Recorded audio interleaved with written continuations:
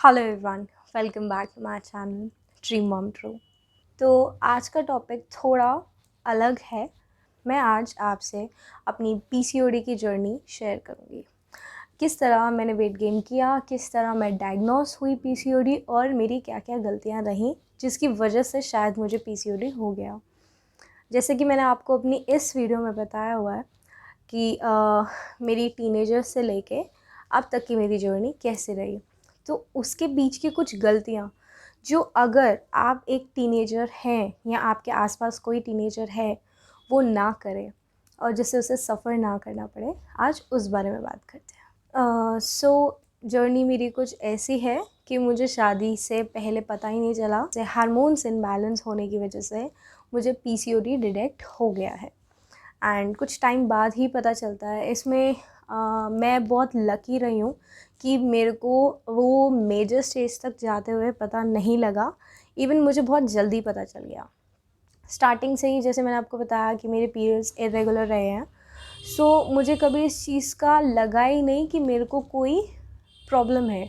मेरा weight gain होना कुछ ऐसा शुरू हुआ जब मैं अपनी स्कूल लाइफ में थी। तो मैं साथ में फ़ोटोज़ दिखाती रहूँगी, मैं कुछ ऐसी सी थी, एवरेज वेट, एवरेज हाइट, ठीक है, पतली दुबली लड़की।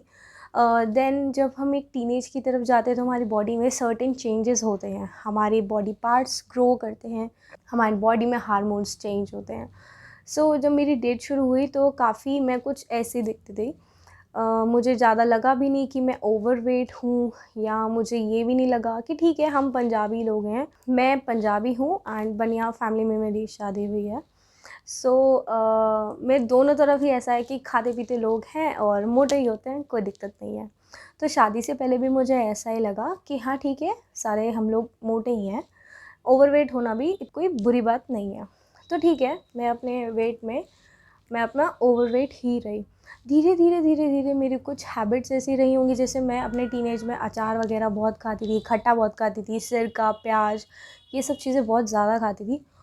उस वजह से हो सकता है कि मेरी बॉडी में कुछ चेंजेस आए हों जो उस टाइम पे मुझे समझ ना आए हों। ठीक है, मुझे अब ये चीज़ें मेरे डॉक्टर्स ने मुझे बताई हैं कि एक सर्टेन एज में जब आपकी चेस्ट ग्रो होती है, जब आपकी बॉडी में सर्टेन चेंजेस आते हैं तो आपको कुछ चीज़ें अवॉइड करनी चाहिए। तो कट टू मैं अपना इस टाइम पे आती हूँ, बिफ़ोर मैरिज। मेरी डेट हमेशा से ही वैसी रही है कि थोड़ी डिलेड ही आई है, तो मुझे कभी कोई दिक्कत हुई नहीं। पर मैंने शादी से पहले, जैसे ऑब्वियस सी बात है, आप सबको पता होता है, सभी हम लोग जिम जॉइन करते हैं पतले होने के लिए, अपने एक शादी में एक अपना बेस्ट दिखने के लिए। मैंने भी जिम जॉइन करा, 6-8 महीने खूब मेहनत करी। उसके बाद भी मेरे वेट में ज़्यादा फ़र्क नहीं आया, 4-5 किलो कम हुआ होगा।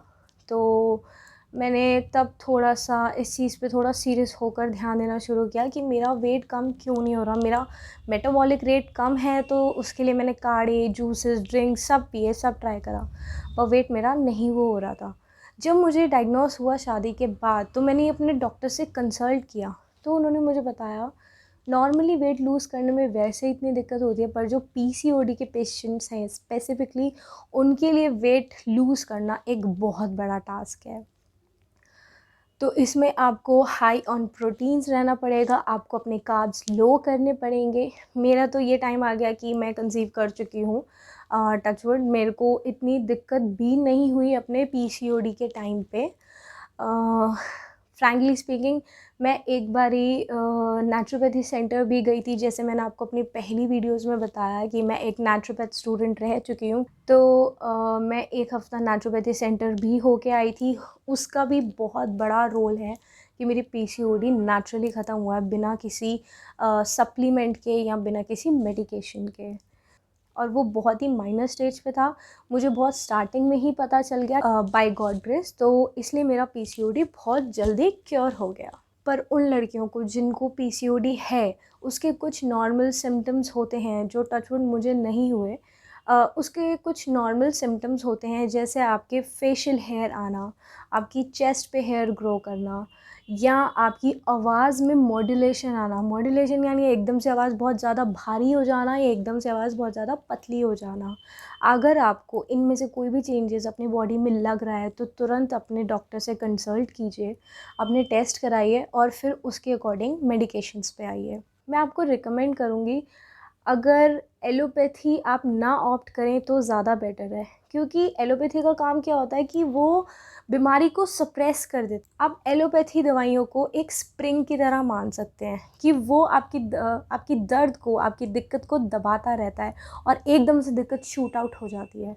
तो इस चीज़ से बचने के लिए या तो आप होम्योपैथी ऑप्ट करिएगा या आप नेचुरोपैथी की तरफ जाइएगा। नेचुरोपैथी में बहुत सारे ऐसे सेंटर्स हैं जो आप वहाँ पे जाइए, एक एक हफ़्ता रहिए, अपनी मेडिकेशन करवाइए, नेचुरली अपना सब कुछ करवाइए, देन आपकी बॉडी डिटॉक्स हो जाएगी। जब आपकी बॉडी में डिटॉक्सिफिकेशन का प्रोसेस हो जाएगा तो आपकी बॉडी में बीमारी रह ही नहीं सकती।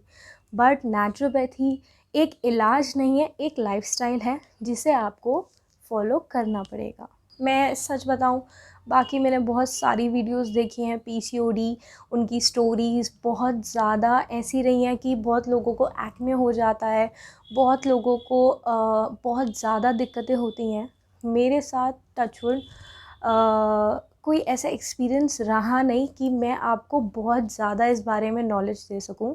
बस हाँ, मुझे जितना पता था मैं बस वो चाहती थी कि आप लोगों के साथ शेयर करूं।